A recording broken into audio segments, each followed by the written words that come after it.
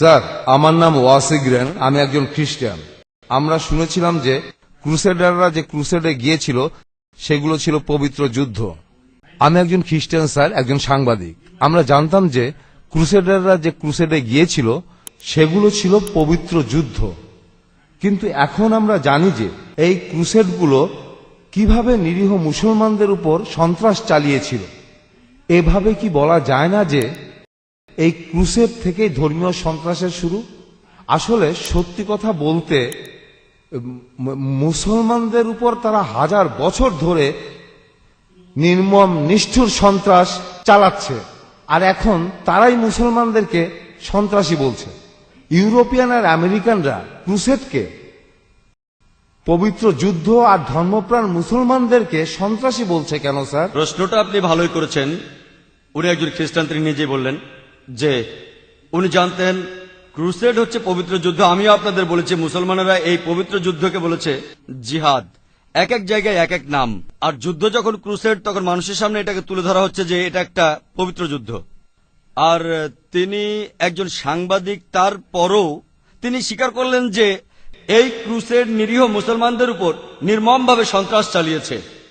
আমি এই সম্পর্কে আগে কিছু বলিনি, কারণ আমি এখানে ইসলাম ধর্মের উপর কথা বলছি, অন্য কোনো ধর্মের উপর কথা বলছি না, কোনো সমালোচনা করছি না, আর করতেও চাই না। আমি শুধু বলছি যে প্রত্যেক ধর্মই শান্তি রক্ষার জন্য যুদ্ধ করার অনুমতি দেয়। আমি অন্য কোনো ধর্মের কথা বলছি না বা কোনো সমালোচনাও করছি না, আর সেটা করার জন্য আমি এখানে আসিওনি। কিন্তু আপনি প্রশ্ন করেছেন, তাই বলতে হচ্ছে হ্যাঁ ভাই, আপনি ঠিকই বলেছেন। এই ক্রুসেডই মুসলমানদের উপরে সন্ত্রাস চালিয়েছে। এইভাবে ব্যাপারটা শুরু হয়েছিল, আর সন্ত্রাস তারাই শুরু করেছে। অথচ এখন তারা কি করছে? মুসলমানদের বলছে সন্ত্রাসী। আর আপনি যদি দেখেন পৃথিবীতে এখন কি ঘটছে, ইসলামের অনুসারী পৃথিবীতে দিন দিন বেড়েই চলেছে, আর সেটা বাড়ছে সর্বোচ্চ হারে। মুসলমানরা যে সবাই ভালো সে কথা বলছি না, সব ধর্মে কিছু কুলাঙ্গার থাকে। তবে সব মিলিয়ে আপনি বলতে পারবেন না যে মানুষকে তরবারির মুখে কোনো রকম জোর করে ইসলাম গ্রহণ করতে বাধ্য করা হচ্ছে, কোনোদিনও না। বরঞ্চ মুসলমানদের হেনস্থা করা হচ্ছে কারণ আমরা মুসলমান। এই সমস্যার সমাধান আপনি পাবেন যদি আপনি ফিরে